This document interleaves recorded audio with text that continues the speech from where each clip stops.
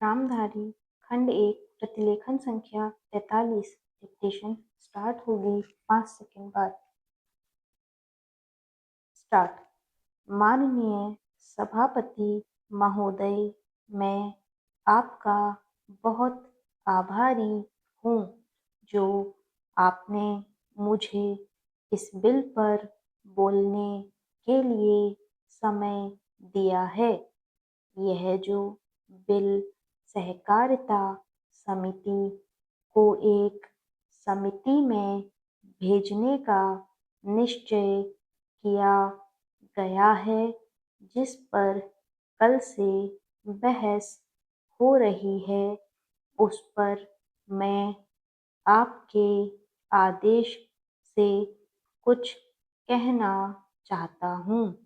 श्रीमान, इस बिल को देखा जाए तो यह समझ में आता है कि यह कोई नया बिल नहीं है, बल्कि जो सन 1912 का कानून है, उसी की लाइन पर बनाया गया है और कोई नई बात नहीं रखी गई है। श्रीमान, इसमें सहकारी खेती की बात रखी गई है। अगर यह कहा जाए कि यह कोई नई बात नहीं है, तो गलत नहीं होगा।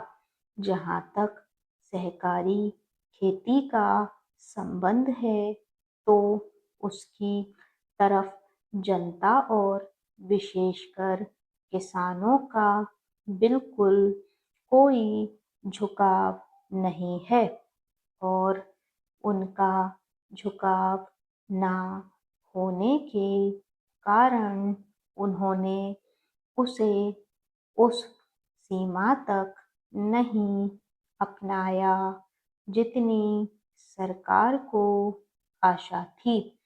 श्रीमान, आपको मालूम है कि नागपुर कांग्रेस में यह प्रस्ताव पास हुआ है कि सहकारी खेती कराई जाए। पूरे देश में इस समय इसका जोर चल रहा है और इसको लाने के लिए नामालूम इसके कितने रूप रखे गए हैं। यह कहा गया है कि इसके अंदर कोई जोर नहीं है। अभी एक माननीय सदस्य कह रहे थे कि राजनीतिक पार्टी के लोग यहाँ पर सहकारिता के संबंध में कुछ कहते हैं और बाहर किसानों से कुछ और ही कहते हैं। वे किसी से यह भी कहते हैं कि तुम्हारी जमीन छिन जाएगी। मैं यह निवेदन करना चाहता हूँ कि यह जो कहा गया है और किसानों के अंदर जो भावना पैदा होती है, वह इस बिल से साफ स्पष्ट होती है कि वह गलत भावना नहीं है।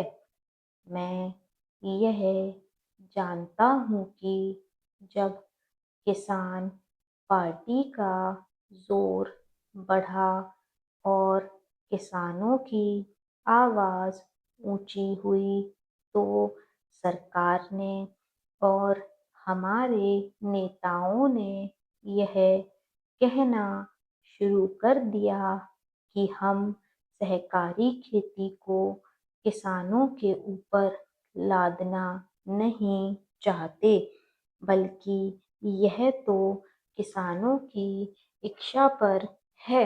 लेकिन इसके साथ ही साथ एक बात मैं पहले भी निवेदन कर चुका हूँ और फिर भी निवेदन करना चाहता हूँ कि नेताओं का अपना विचार होना चाहिए।